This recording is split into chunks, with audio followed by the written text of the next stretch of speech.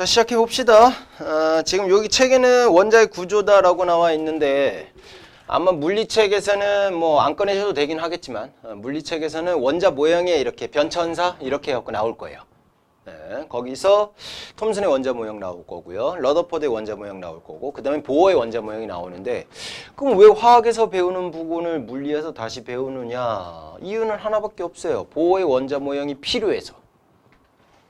물리에서 설명하는 절연체, 도체, 반도체 부분을 설명하기 위해서 보어의 원자 모형 내용이 필요해요.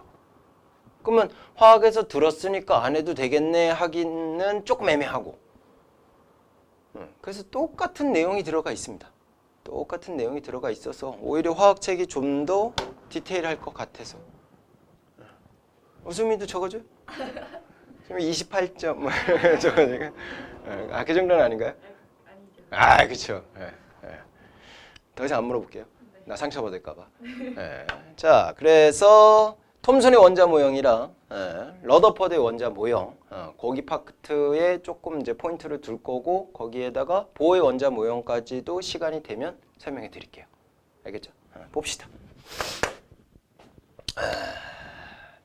첫 번째로 나오는 거는 누구를 배울 거냐? 톰슨이라는 거에 대해서 배울 거고 이 사람이 뭘 발견했느냐? 전자를 발견을 해요. 전자를 발견합니다. 그러니까 기존까지 전자가 전자가 뭐야? 뭐 이런 개념이었다라고 생각하시면 돼요. 이런 개념이었고 톰슨이 거기 연도가 얼마나 나왔냐면 1897년이라고 나왔는데 1897년 안 외워도 돼요. 이거 몰라도 됩니다. 1897년인데 이 시기 때 유명했던 과학 실험이 바로 그 밑에 나와 있는 음극선 실험이에요. 음극선 실험이 뭐 어느 정도 유행했는지는 잘 모르겠는데 그냥 너도 나도 할 것 없이 음극선 실험을 다 했다라고 볼 정도로 되게 뭐 많이 했대요. 좀 신기하기도 했고 뭐 그랬대요. 그래서 그때 당시에도 이제 전류가 흘러요라는 건 알았어. 전류가 흘렀어. 전류라는 거는 전하의 흐름을 얘기하잖아. 전하의 흐름을 얘기하는 건데 전류가 흘러요. 근데 어디서 어디로 흐르는지를 몰랐단 말이야. 몰랐어. 어떻게 흐르는지 몰랐어. 그러니까 사람들이 그냥 약속을 한 거야. 어떤 약속을 했을까? 플러스가 좋아요? 마이너스가 좋아요? 플러스요. 이거는요. 플러스요. 플러스. 그러니까 살이 찌는 게 좋다. 그런 건 아니겠죠, 그죠? 어쨌든, 그러니까 얘는 그냥 플러스 극에서 무슨 극으로? 마이너스 극으로 전류가 흐른다라고 하자 그냥 우리끼리 하자 이렇게 약속을 한 거야. 그래서 이때 당시의 입장에서는 플러스 전하를 띠는 어떠한 입자가 있어서 그 입자가 플러스 극끼리는 서로 청력이 작용할 거고, 그지? 마이너스 극끼리는 서로 인력이 작용하니까 플러스 극에서 마이너스 극으로 플러스 전하를 띠고 있는 애가 이동하지 않을까 이렇게 예측만 했단 말이지. 예측만 하고 있었던 시기에 음극선 실험이 유행을 하게 되고 음극선 실험이 뭐지? 이렇게 진 공간이 있는 상태에서 각각의 극을 연결한 상태에서 플러스 마이너스 이렇게 전지를 연결했다라고 쳤을 때 긴 게 플러스 극이에요. 짧은 게 마이너스 극이고요. 전압의 세기를 별로 세게 하지는 않았어. 그랬더니 당연히 여기가 끊어져 있으니까 전류가 흐를까 안 흐를까요? 안 흐르겠죠. 핸드폰 충전하는데 동생이 와갖고 전선 이렇게 끊어버리면 충전돼요? 안 되잖아, 그치? 안 흐르는데 여기다가 고전압을 걸어줬어요. 엄청나게 높은 전압을 걸어주니까 웬걸? 전류가 흘러들래. 수민아. 엄청나게 센 힘으로 확 밀어버린 거지. 뭐 이런 개념이다라고 생각하면 되죠. 그런데 여기에다 형광물질을 발라놓으니까 마이너스 극에서 여기가 마이너스 극하고 연결돼 있잖아. 마이너스 극에서 플러스 극으로 이렇게 싹 이동하는 게 보인 거야. 무슨 극에서? 마이너스 극에서 플러스 극쪽으로 싹 이동하는 게 보이더라. 그래서 음극에서 나왔다라고 해서 음극선이라고 한 거야. 신기하니까 그냥 다들 뭐 너도 나도 할 거 그냥 해본 거지 뭐. 근데 이 상황에서 톰슨이 괜히 또 지금 뭐 1897년이잖아. 지금으로부터 100년 전의 사람이잖아. 그지? 그 사람이 아직도 이름이 이렇게 불려지게 되는 이유는 여기서 다른 생각을 했다라는 거지. 무슨 생각? 얘가 누굴까? 이런 생각을 했겠죠. 수민아, 얘가 누굴까? 제목은 정답은 적혀 있어요. 야 이씨. 전자. 그래 여기 적혀 있잖아. 톰슨이 전자 발견했다고. 주인공은 전자예요. 전자. 그럼 얘가 뭔가 해갖고 여러 가지 실험을 해봤는데 첫 번째 실험은요. 어떤 실험을 해봤느냐? 십자가 모형을 여기다 갖다 놔봤어. 십자가 모형을 갖다 놨더니 뒤에 뭐가 생겼느냐? 그림자가 생기더래요. 뭐가 생겼다고? 그림자가 생겼대요. 그림자가 왜 생기죠? 그림자가 뭔지는 승민아? 네? 그림자. 알죠. 알아요. 영어로 뭐라 그래요? 섀도우. 오! 스페인데 봐. 네, 다 농담이고. 자, 그림자가 생겼다. 그림자 왜 생겨요? 빛이 지나가는데 통과를 못하니까 생기는 거잖아. 근데 만약에 빛이 휘어질 수 있다라면 어떻게 될까요? 뒤에 그림자 안 생기겠죠. 윤서한테 갔는데, 윤서다. 개인적으로 별로 안 좋아하는데 이렇게 휘어가면 뒤에 그림자 안 생길 거 아니야. 그쵸? 자, 그림자가 생겼다는 얘기는 뭔지는 모르겠지만 이 친구는 직진하는 성질을 가지군요 라는 걸 알게 된 거예요. 첫 번째. 자, 두 번째. 별로 뭐 그렇게 큰 의미는 없는데 두 번째는요. 요 사이에다 뭘 갖다 놨느냐? 바람개비를 갖다 놨어요. 바람개비. 바람개비를 내비뒀더니 바람개비가 돌아. 바람개비가 돌아. 바람개비 알아요? 뭐예요? 어렸을 때 이렇게 수수깡하고 색종이 이렇게 해갖고 핀셋으로 이렇게 꽂았고 후 하고서 에아! 하고서 이렇게 도는. 니네 안 그랬니? 난 그랬던 걸로 기억하는데. 바람개비 알죠? 자, 바람개비가 도는 원리는 뭡니까? 우리 물리 개념으로 생각을 하자고. 질량을 가지고 있는 입자하고 이 바람개비하고 부딪힌 거야. 걔네들이 운동량이 있었다는 얘기지. 운동량의 변화라는 값을 뭐라 그래요? 충격량이라고 하죠. 나 참. 충격량이라고 하죠. 바람개비 충격량이 생겨갖고 얘가 돌아볼 수 있게 그렇게 구조를 만든 거니까. 그쵸? 그렇다는 얘기는 얘가 돌았다라는 얘기로 우리는 확인할 수 있는 게 입자를 가지고 있는 입자성을 가졌군요 라고 얘기할 수 있는 거지. 뭐가 아니다? 파동의 성질을 가지고 있는 게 아니라 입자의 성질을 가지고 있는 애야 라고 얘기할 수 있는 거야. 종이가 있다라고 쳤을 때 여기다 암만 소리 질러봐야 얘가 움직이지 않는다라는 얘기지. 소리 질렀다는 얘기는 무슨 소리예요? 파동을 보냈다라는 거죠. 안 움직이잖아요. 그죠? 웃어요 지금. 웃을 때요. 자, 근데 호 불면 여기 움직이죠. 호 불었다는 얘기는 내가 여기 공기 입자들을 여기다 때렸다라는 얘기지. 입자성을 가졌다라는 얘기예요. 됐나요? 우연찮게 자기장 공간에다가 놨어요. 어디 공간에다 놨다고? 자기장이 있는 공간에다 놓은 거야. 여기다가 N극, S극 이렇게 만들어 놨다라는 얘기야. N극, S극이 만들어 놨더니 그 음극선이 휘어지는 현상이 생겼어요. 휘어졌다는 얘기는 뭘 받았다는 얘기야? 힘을 받았다는 얘기지. 그럼 어떤 힘을 받았을까? 여러분들 중학교 3학년 때 배웠어요. 이런 거 배웠죠. 뭡니까? 설마. 전류가 이렇게 엄지손가락으로 방향으로 흐를 때 그 주변에 뭐가 생긴다야? 자기장이 발생해요. 그래서 자기장의 방향을 우리가 찾는 걸로 했었죠. 그거 다음에 배웠던 게 뭐냐면 오른손을 쭉 피라 그랬어. 이것도 기억나요? 뭐예요? 요게 무슨 방향이죠? 네 손가락 방향이?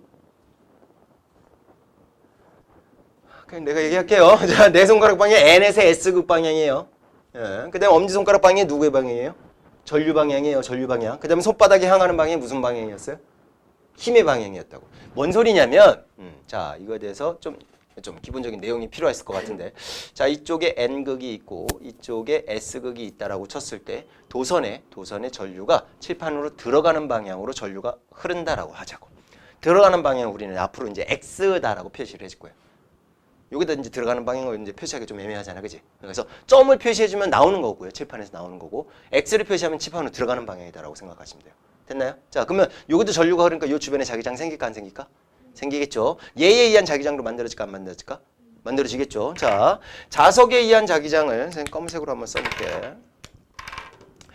자석에 의한 자기장은 N에서 S 방향으로 이렇게 자기장이 만들어질 거야. 맞죠? 그래서 그 방향을 B라고 할게요. 뭐라고 할 거라고?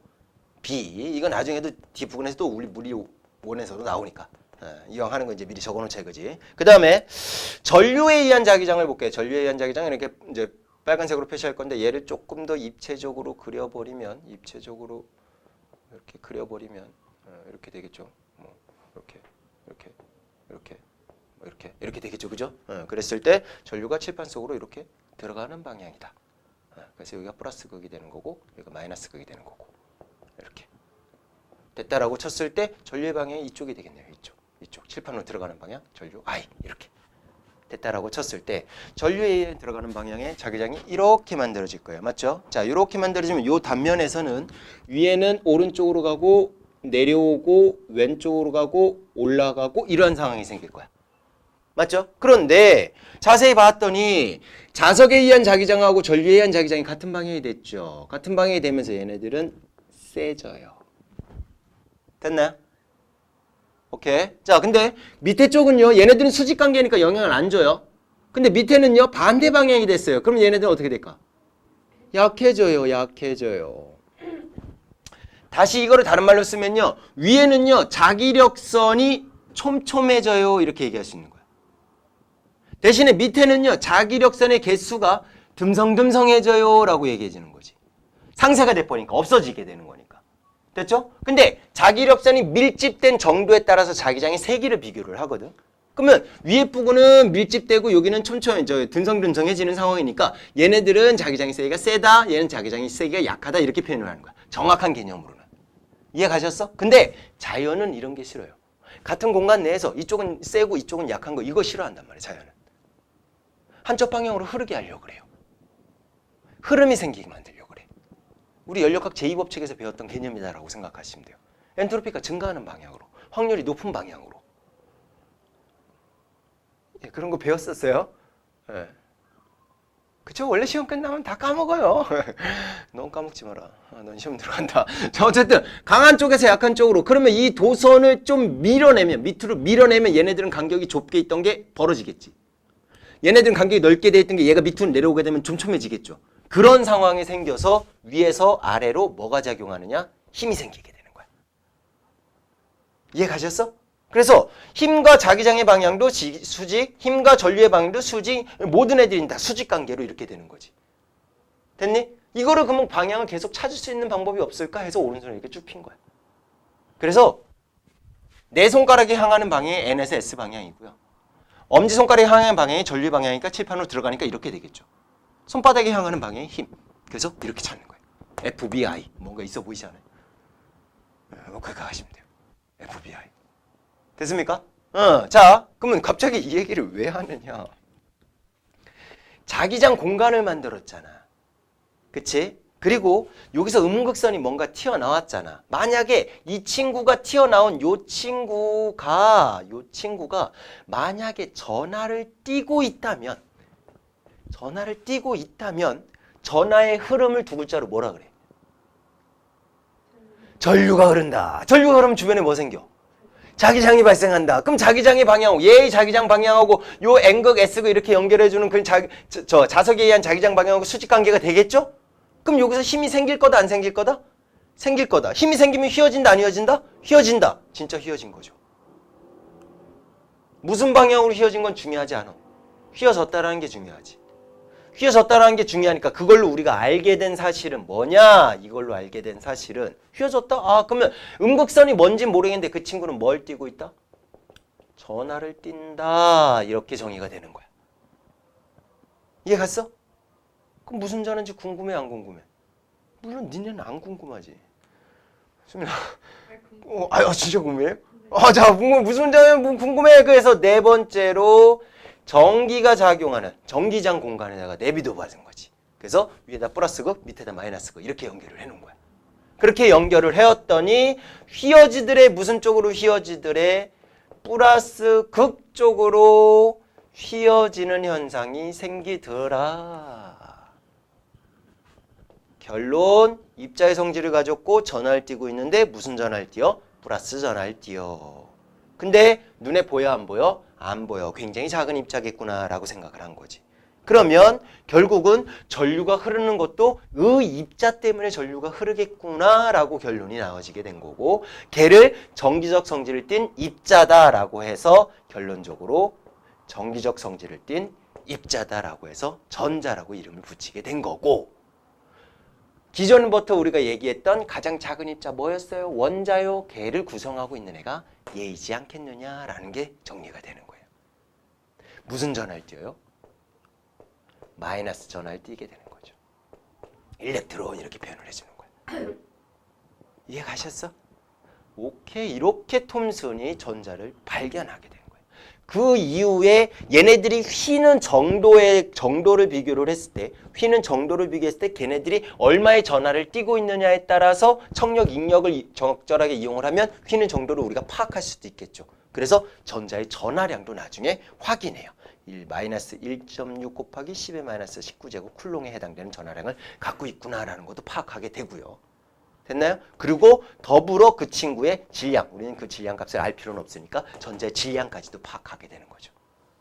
이렇게 갖고 전자를 발견하게 된 거야. 그러면 결론, 원자 안에 누가 있구나.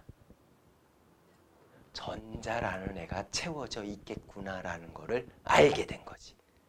그러면 거기에서 자연스럽게 기존에는 그냥 원자는 동그라미요, 구의 형태로 돼 있어요. 이렇게만 대충 얘기했던 거를 새로운 원자 모형이 나와야겠죠. 그게 톰슨의 원자 모형이 되는 거야. 이해 가셨어? 여러분들 교재 어디 나오는 거냐면 67쪽에 나와요. 그래서 톰슨의 원자 모형이 나오게 되는데 구의 형태를 띠고 있는 건 맞는데 마이너스 전하를 띠고 있는 이렇게 전자가 이렇게 박혀 있어요. 전자가 박혀 있어요 라고 설명을 해야 될 것 같은데 얘는 마이너스 전하를 띄어. 근데 원자는 정기적으로 뭘 띄어요? 중성을 띄죠. 그러면 원자는 전기적으로 중성을 띄는데 얘는 마이너스 전하를 띄네. 그럼 플러스 전하를 띄고 있는 애가 있어야 되겠어? 없어야겠어? 있어야겠죠. 근데 우린 이제까지 다른 입자는 발견됐어? 안 됐어? 안 됐지. 그러면 얘가 뭔진 모르겠는데 플러스를 띄고 있는 애요. 이렇게 한 거죠. 오케이? 플러스가 5개니까 전자 하나 더 그래요. 이런 식으로. 그래서 뭐 플러스의 바다다 뭐 이런 식으로 표현하기도 해요. 또는 뭐 푸딩처럼 생겼다. 고체는 아닌데 푸딩 되게 말랑말랑하잖아, 그지? 근데 고체라 하기도 뭐하고 뭐 액체라 하기도 뭐하고 좀 애매한 애잖아. 그래서 푸딩 모형이다라고 표현하기도 해요. 그 푸딩에 해당되는 게 전체적으로 플러스 전하를 띠는 거고, 그 마이너스 전하를 띠고 있는 전자가 걔네들이 박혀 있으면서 전체적으로 정기적으로 뭘 띠고 있다? 그렇지, 중성을 띠고 있다. 이런 원자 모형이 나오게 된 거라고. 재밌죠? 표정은 재미없는데 왜 고개는 끄덕거리고 있죠? 자, 이렇게 전자가 발견됐습니다. 수민이 오케이? 괜찮아? 오케이. 자, 그 다음에 나오는 게 누구냐? 원자 핵을 발견한 러더퍼드 1911년. 자, 그 다음 문제에서 나오는 사람은 러더퍼드예요. 1911년. 뭘 발견했다? 원자 핵을 발견했대요. 원자 핵을 발견했대요. 이 친구도 한번 살짝 가봅시다. 오케이 알았어. 1997년 그러면 이제 14년 뒤에 러더포드가 이제 무슨 생각을 했느냐. 오케이. 네 이론이 맞다면, 요 이론이 맞다면 내가 거기다가 어떤 입자를 쏠 거야. 쏘면 이 전자의 질량까지도 확인했다 그랬잖아. 이 전자의 질량보다 대략 한 7,300? 그러니까 대략 한 8,100. 8,100 무거운 입자를 내가 거기다가 쏠 거야. 쏘면 전자가 에크 하면서 튕겨낼까? 그냥 쉽게 생각해서 저기 개미가 있어. 개미에게다 내가 볼링공을 이렇게 싹 굴렸어. 그럼 개미가 으아 하면서 그 볼링공을 이렇게 튕겨내요? 그럴 리가 없잖아. 그쵸? 응. 한 3살짜리 애들이 쭉 있는데 수민이가 막 달려가. 그럼 네가 막 튕겨나가? 그러진 않을 거 아니야, 그지? 자, 그런 생각을 한 거야. 저 이론이 맞다 안 맞다를 좀 증명하기 위한 그런 실험을 제안을 한 거죠. 그 실험이 바로 뭐냐? 알파 입자 산란 실험이에요. 알파 입자 산란 실험을 고안을 해서 이제 주변 사람들한테 이제 도움을 받아서 이 실험을 합니다. 이 실험을 하는데 내가 뭘 쏠 거냐? 알파 입자를 쏠 거야. 알파 입자가 뭐냐? 헬륨 원자 핵이에요. 누구라고? 헬륨 원자핵. 헬륨 원자이니까 He2가 될 거고 2 질량소가 4짜리고 2 플러스 이렇게 띄고 있는 플러스 전하를 띠고 있는 헬 원자핵을 쏩니다. 전자보다 질량이 대략 한 8,000배 무거운 애예요. 그러면 여기 안에 전자 말고 다른 입자가 없다라고 친다면 전자로 인해서 얘가 튕겨나오지는 않을 거야. 맞아 안 맞아? 맞죠? 그러니까 미리 예상을 한 거지. 아, 내가 원자에게 알파 입자를 쐈을 때, 걔네들은 그냥 싹 그대로 들어온 그대로 나란하게 싹 모든 애들이 지나가지 않을까 이런 상상을 한 거지. 그래서 쏴야 되는데 고민되는 게 원자에게 쏴야 되는데 원자가 크기가 크니 작니? 엄청나게 작죠. 그럼 그런 원자들한테 어떻게 쏠 거냐? 그래서 생각한 게 금박이야, 금박. 금속은요 어떤 성질을 갖고 있냐면 여러분들 통합과학에서도 배웠다시피 금속은 얇게 펴지는 성질을 갖고 있어요. 잘 늘어나는 성질도 가지고 있어요. 그래서 그럼 금속들 중에서 제일 얇게 펴지는 전성의 성질을 가지고 있는 제일 좋은 애가 누구냐? 그게 금이야. 금이 어느 정도냐면 반지 끼고 있는 사람. 아 불쌍한 솔로들. 나 참. 자, 일반 반지 크기 있죠. 뭐 되게 큰 거 말고 일반적인 반지 그거 얇게 피잖아요. 여러분들 집에서 덮고 있는 이불보다 더 커져요. 어마어마하죠, 그죠? 그 정도로 전성이 굉장히 강해요. 그래서 이 친구를 굉장히 얇게 피면 원자 한 가닥으로 쭉 되지 않을까 착각은 했지만 물론 여러 가닥이 되겠죠. 원자 하나 크기가 뭐 10의 마이너스 10제곱미터니까 엄청나게 작으니까 자루 1mm를 1000만 등분 해야지 원자 하나 크기가 나오는 거니까 어마어마하게 작은 거죠. 어쨌든 걔를 얇게 펴서 거기다가 알파 입자를 쏘는 거야. 거기 그림처럼요. 그리고 주변에 어떤 방향으로 튕겨 나갔는지를 확인할 수 있게 형광 스크린을 설치를 한 거고요. 그럼 이해가요? 눈으로 딱 봤을 때 어떤 과정이다라는 걸 여러분들이 볼 수 있어야 되는 거야. 됐습니까? 자, 쐈어. 오케이, 쐈어. 금박이 이렇게 있어. 거기다가 쐈어. 알파 입자 쐈어. 오케이.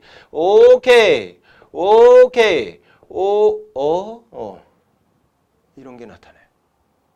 한 10,000분의 1 정도 확률로, 100,000분의 1 정도 확률로, 지극히 굉장히 낮은 확률로 이런 게 나타났어요. 또 쐈어. 오케이. 미치고 환장할 노릇이 나온 거죠, 이게. 굉장히 확률이 낮게 나왔지만 거의 대부분은 다 그냥 통과를 했거든요. 거의 대부분은 그냥 통과했는데 요 포인트에서 휘어졌어? 튕겨나왔어? 튕겨나온 건 말도 안 되는 거야. 뭐 개미가 뭐 어벤져스야? 여기 되게 재밌는 얘기인데 아무도 어벤져스 별로 안 좋아해요? 예.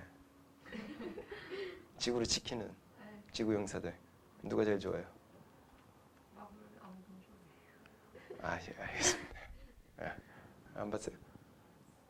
누구 좋아요? 누가 제일 좋아요? 누가 제일 잘생겼어요? 네 스타일이에요. 그걸 물어보는 게 낫겠다. 예? 누구? 캡틴? 아니면 뭐 아이언맨? 그냥 죽었어요. 실제로는 안 죽었어요. 윤서 마블 좋아요? 별로요. 예언이? 미안해요. 괜히 어벤져스 얘기해갖고. 나도 그닥 좋아하진 않아요. 나도 별로 안 좋아했어요. 자, 어쨌든 자, 얘 태어나서 왜 태어나? 얘보다 질량이 훨씬 더 어떠니까? 크니까. 질량이 큰 입자가 있다라는 결론이 생기는 거지. 그러면 일단 저 이론은 잘못됐구나. 그쵸? 휘었어. 무슨 뜻일까요? 자, 얘하고 전하량하고 얘 전하량을 비교했을 때 이 친구는 1.6 곱하기 10의 마이너스 19제곱 쿨롱에 곱하기 4만큼에 해당되는 전하량을 갖고 있지 않아요. 곱하기 2입니다. 예. 그러면 얘하고 얘 사이에 이 정도로 휘었다? 이거는 조금 애매해. 조금 애매한데 이제 이런 생각을 한 거지. 전체적으로 플러스를 띄고 있는데 전자 개수만큼 플러스 전을 띄고 있는 애도 같이 있어야겠지. 그럼 걔네들이 그 큰 입자 안에 몰려 있다면, 하나로 몰려 있다면, 오케이? 그러면 굉장히 큰 전하를 갖고 있겠죠. 맞죠? 금이 원자분은 몇 번입니까? 뭐 몇 번이겠죠? 우리 20번까지는 안 들어가니까 20번보다 더 많다는 얘기야. 그러면 얘보다 최소 20배 이상이란 얘기야. 10배 이상이란 얘기죠. 그쵸? 그러면 플러스끼리 해가지고 청력이 작용하고 이 정도로 희귀할 수 있을 것 같은데 이런 생각을 한 거지. 전자는 객각으로 이렇게 나눠져 있으니까 하나로 뭉쳐져 있지는 않으니까 밀어낼 수가 없는데 얘가 하나로 이렇게 모여 있다라고 한다면 밀어낼 수 있다라는 얘기지. 그러니까 요 휘어졌다라는 거는 그 입자를 나중에 뭐라 그랬느냐? 원자핵이라고 한 거야. 그래서 원자핵의 플러스 전하량이 크니까 알파 입자하고 서로 뭐가 작용을 해서 청력이 작용을 해서 얘를 이렇게 휘게 하지 않았을까라고 충분히 생각할 수가 있겠죠. 맞나요? 거기에 마지막 3번이 들어가는데 뭐냐면 대부분은 3번 그대로 지나갔다라는 거예요. 그대로 지나갔다라는 게 의미가 뭘 뜻할까요? 이 친구가 원자핵의 질량은 크고 플러스 전을 띄고 있지만 크기가 어떠니까? 그렇지, 작으니까 걔네들하고 만날 확률이 쉽지가 않고 거의 대부분이 통과했구나 이렇게 정리가 되는 거지. 세 가지를 같이 기억을 해두시는 게 좋아요. 이해 가셨어? 오케이. 튕겨놨어. 큰 질량을 가지고 있는 애가 있다. 근데 그 친구가 플러스 전을 띄고 있기 때문에 휘어지었을 것이다. 대부분이 그냥 통과했다. 결국은 걔가 크기가 워낙 작다. 이렇게 정리가 되는 거지. 실제로 원자의 크기를 우리는 10의 마이너스 10제곱미터라고 얘기를 하고요. 원자 핵의 크기를 우리는 10의 마이너스 15제곱미터라고 보통 표현을 해주거든요. 10만 배 차이가 납니다. 10만 배 차이면요. 운동장 큰 거 200m짜리 큰 운동장이 있다라고 쳤을 때 그 중심부에 2mm 아주 작은 공이 있는 거하고 똑같은 거예요. 이게 10만 배예요. 뭐한 거죠. 엄청나게 작다라고 우리가 파악할 수가 있게 되는 거지. 뭔 얘기지? 이해갔죠? 이렇게 해갖고 원자핵이 발견된 거예요. 그럼 원자핵이 발견됐으니까 새로운 원자 모형이 나와야 돼, 안 나와야 돼? 나와야겠죠. 어떤 원자 모형이 나올까요? 원자핵이 플러스 전하를 띠고 있는 원자핵이 가운데 있고, 그쵸? 그럼 바깥쪽에 전자가 있어야 되는데 여기서 이제 문제가 생겨. 얘네들 사이에서는 뭐가 작용하느냐? 청력이요? 하나 플러스고 하나 마이너스인데 싸울래요? 인력이 작용해요. 그거를 우리는 이건 이제 물리 내용이 나오는 거예요. 그거를 우리는 뭐라 그러느냐? 쿨롱의 법칙이다라고 해서 쿨롱이 찾아낸 거예요. 그걸 전기력이다라고 표현을 할 거고요. 뭐라고 표현할 거라고? 전기력이다라고 표현할 거고 전기력의 종류가 두 가지예요. 하나는 뭐고? 인력, 하나는 뭐고? 청력 이렇게 되는데 인력은 서로 다른 종류의 전하들 사이에 인력이 작용하는 거고 청력은 서로 같은 종류의 전하들 사이에 인력이 작용해요 해서 그거를 공식화했어요. 힘은 상수값 K에 대해서 곱하기는 굳이 쓸 필요가 없죠. 상수값 K 값에 대해서 거리의 제곱의 반비례 관계 있고 각각의 전하량의 곱의 비례 관계 있어요. 이렇게 정리를 합니다. 됐나요? 얘는 상수니까 신경 안 써도 되고요. Q1과 Q2에 해당되는 값은 전하량을 뜻하고요. 각 입자의 전하량을 뜻하고 R은 뭐를 뜻해요? 거리를 뜻합니다. 두 입자 사이의 거리. 연결돼요? 요렇게 전기력이 작용하는 거야. 그러면 서로 다른 종류니까 이네 둘이 하나는 플러스 하나는 마이너스가 되겠죠? 그래서 이 값이 마이너스가 나오면 인력인 거고. 같은 종류래 마마면 뿔이죠?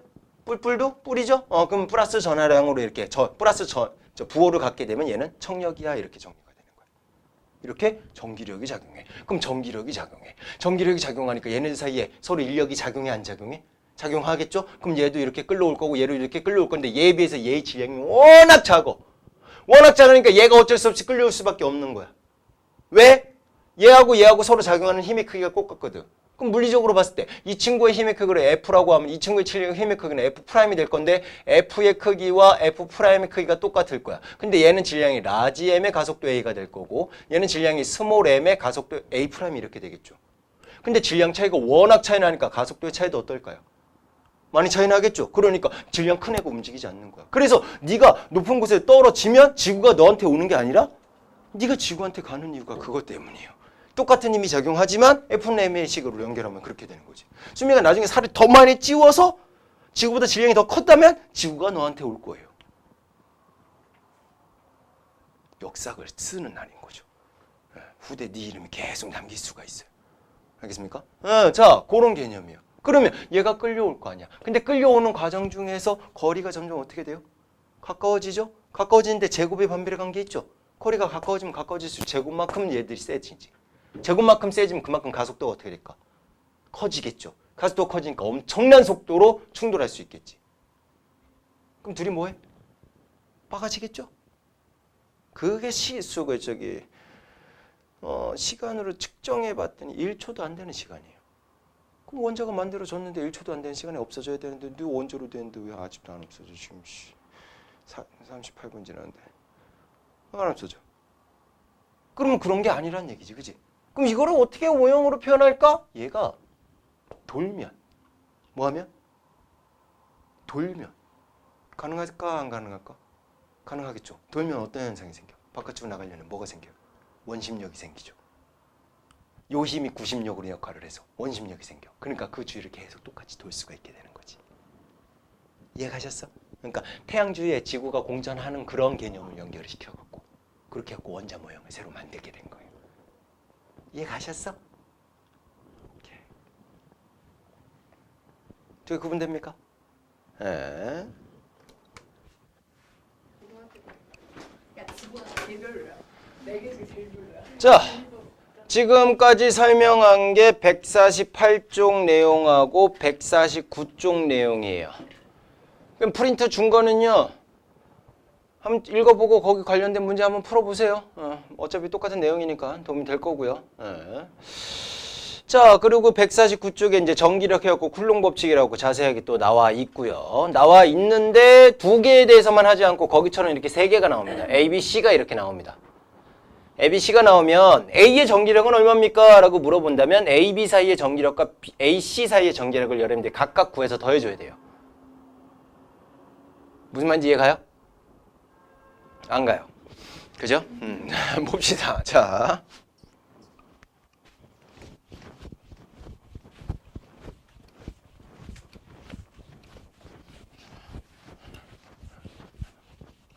개인적으로 되게 싫어하는 문제 유형인데요.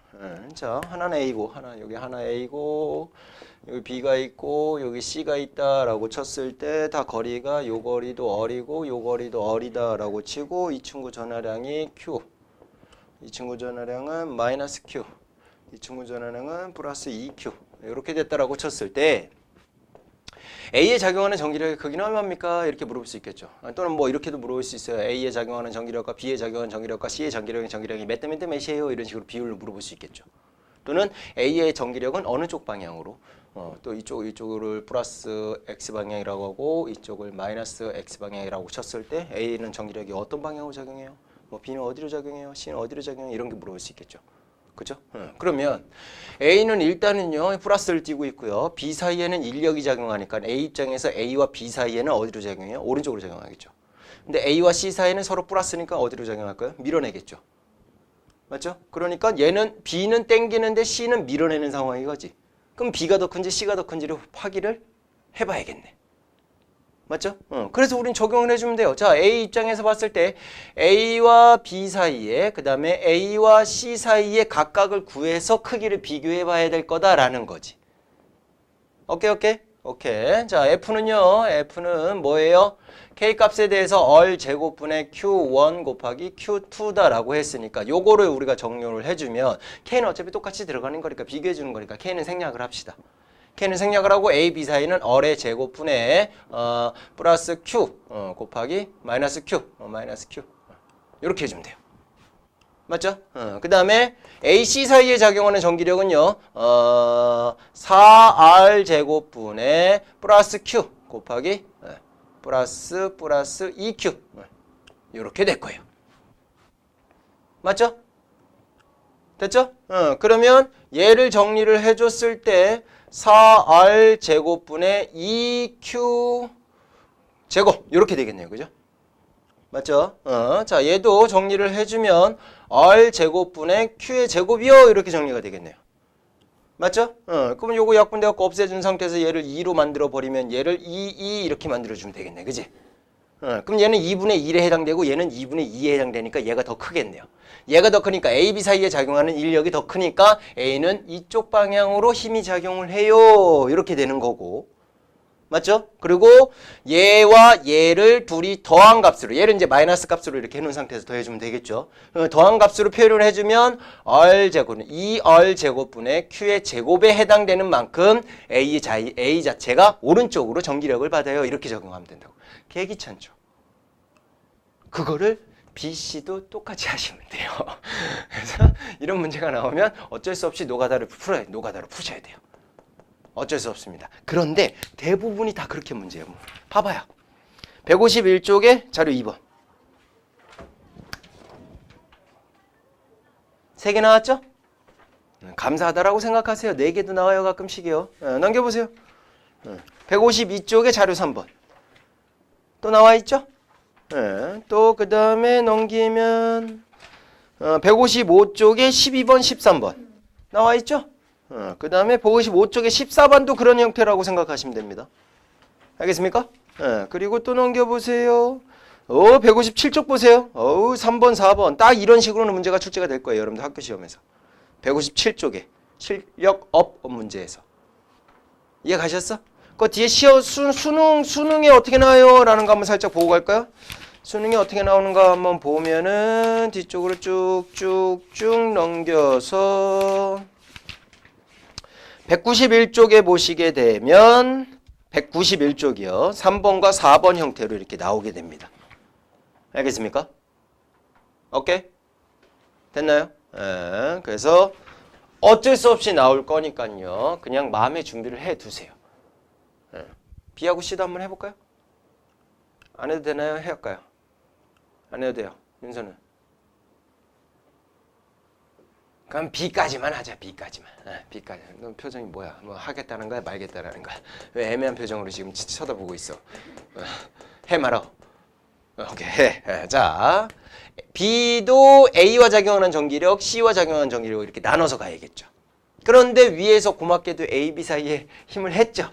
그러니까 A, B 사이의 힘은 얘네들 사이에 인력이 작용하니까 얘네들은 방향 자체가 이쪽으로 갈 거야 이렇게 정리해 주면 될 거고 그 다음에 B, C 사이에는 얘도 마찬가지로 이렇게 되는 거니까 얘는 B는 C가 이렇게 잡아당기겠네. 이쪽에서도 A가 잡아당기겠네. 이쪽이 아니네요. A가 잡아당기는 거니까 이쪽이 될 거고 B, C 사이에서는 C가 잡아당기니까 이쪽이 되겠네요. 얘네들 서로 반대 방향이네요. B를 기준으로 보는 거잖아. B를 기준으로 A가 B를 잡아당기잖아. 이쪽이죠. B를 기준으로 C도 B를 잡아당기잖아. 오른쪽이죠. 그러니까 서로 반대 방향이다. 이렇게 표시할 수 있다는 거지. 됐죠? 근데 가운데는 고마워요. 둘 다 거리가 R이니까. 통부까지 갈 필요가 없겠네요. 그렇죠? 그러니까 A, B 사이에는 R 제곱분의 그냥 Q의 제곱이요. 이렇게 써주면 되는 거고 B, C 사이에는 R 제곱분의 2Q의 제곱이요. 이렇게 해주면 되겠죠. Q, EQ. 부호는 신경 쓰지 말고. 어차피 그거는 여기서 우리가 방향을 찾았으니까 신경 안 써도 된다 이거지. 그래서 요 크기와 요 크기, 큰 크기에서 작은 크기를 빼주면 됩니다. 됐나요? 그럼 누가 이겨? 얘가 이기겠죠? 그러니까 B는 어느 쪽으로 작용한다? C 쪽으로 작용한다 이렇게 생각하면 되겠네. C가 잡아당기는 거니까. 오케이? 그럼 C도 마찬가지로 A 사이요. 그 다음 누구 사이? B 사이를 또 비교를 해줘야겠지. 그래서 방향을 따줄 수 있으면 되는 거예요. 됐나요? 어떤 느낌인지는 알겠죠? 오케이. 자, 그리고 149쪽의 밑에 원자에 속박된 전자라는 말이 나와 있지요? 그쵸? 자, 얘가 움직이지 않으면 큰일 난다 그랬어요. 그죠? 그래서 얘를 움직이게 하자라고 해서 원운동을 돌고 있으면 되겠군요. 라고 연결이 되는 겁니다. 됐나요? 원운동을 돌고 있는데 그 돌고 있는 것 자체에서도 전자가 한 공간 내에서만 전자가 돌아다니지는 않는다 이거지. 그래서 여러 공간이 있는 상태에서 거기서도 마찬가지로 원운동을 하고 있어요. 이런 개념으로 연결된 내용이 들어가 있으니까 기억해 두시면 되고, 오른쪽에 쿨롱의 실험 나와 있습니다. 자, 실험 그냥 간단하게 읽어보면 문제 푸는데 그렇게 어렵지는 않을 거예요. 걔네들 사이에 그래서 얘가 어느 쪽으로 방향을 틀어버리냐 그런 것만 예측할 수 있으면 되는 거니까. 됐나요? 오케이. 넘겨보세요. 넘겨보면 문제가 잔뜩 있네요. 요 문제들 다음 시간까지 꼭 제발 좀 풀어갖고 오세요. 다음 시간에 시작하자마자 문제집 풀렸는지 안 풀렸는지 먼저 확인할 거야. 중간고사들을 워낙 잘 보셔갖고 내가 너무 설렁설렁하게 하지 않았나 싶어서 일일이 그 주마다 이제 문제를 다 풀었는지 안 풀었는지 확인을 할게요. 거기에 추가적으로 더 드릴게요. 알겠습니까? 예? 주원이는 여기까지는 들어갈 수도 있잖아. 안 들어. 아니 들어갈 수도 있잖아. 안 들어. 시험 보기 딱 정해졌어요? 네. 확실해요? 딱 상대성 이론까지만 이래요? 질량 거에서 그 다음 확실해요? 선생님이 갑자기 또 마음이 바뀔 수도 있잖아. 많이 나가요. 주원이는 이번 주까지만 숙제로 해오는 걸로. 이번 주까지만. 다음 주부터는 근데 안 하면 있잖아. 네 기억에 그냥 사라진다니까.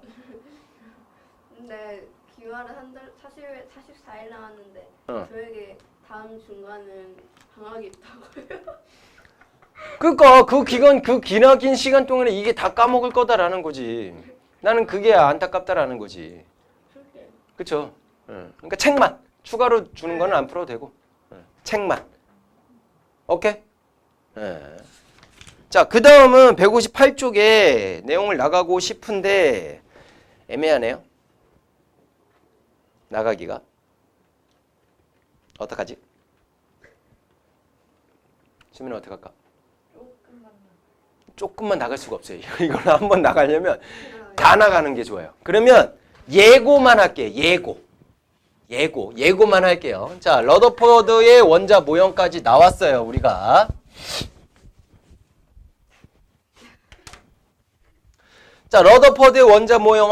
이렇게 해갖고 얘네들 사이 원운동한 상태에서 가운데 원자에 있고 바깥쪽에 전자가 돌아다니는 상태에서 오케이. 괜찮아. 근데 문제가 생겼어. 어떤 문제가 생겼냐면 수소 원자의 선 스펙트럼이 관찰돼요. 문제는 그 선 스펙트럼이 연속적으로 관찰되는 게 아니라 불연속적으로 관찰이 되더래. 그럼 책 한번 보세요. 수소 원자의 선 스펙트럼.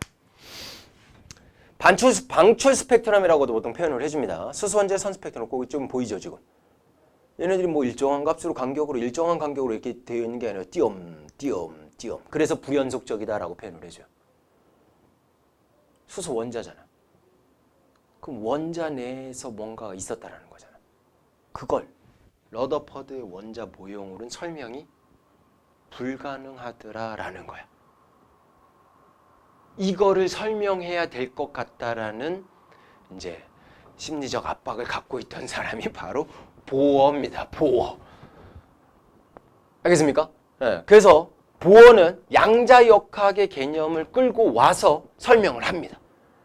그걸 다 다음 시간에 설명을 해드릴 거예요. 그러니까 결론은 수소 원자의 선 스펙트럼, 그러니까 방출 스펙트럼을 설명을 해야 되는데 그게 안 되더라라는 거지. 그거는 선 스펙트럼은 선생님이 통합과학 설명할 때 설명을 해줬었어요. 근데 기억이 안 날 뿐인 거죠. 납니까? 예. 안 나죠? 자, 그러면 선 스펙트럼에 대해서만 설명을 해드릴게요. 일단 연속 스펙트럼에 대해서 먼저 설명을 할게요. 자, 빛입니다. 빛. 이제 그만 드셔도 될 것 같아요.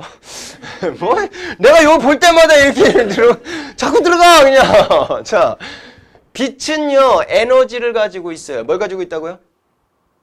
에너지를 가지고 있어요. 에너지, 그 에너지의 공식은 HF로 표현을 하고요. 또로 다른 식으로는 람다분의 HC라는 식으로도 표현을 해줘요.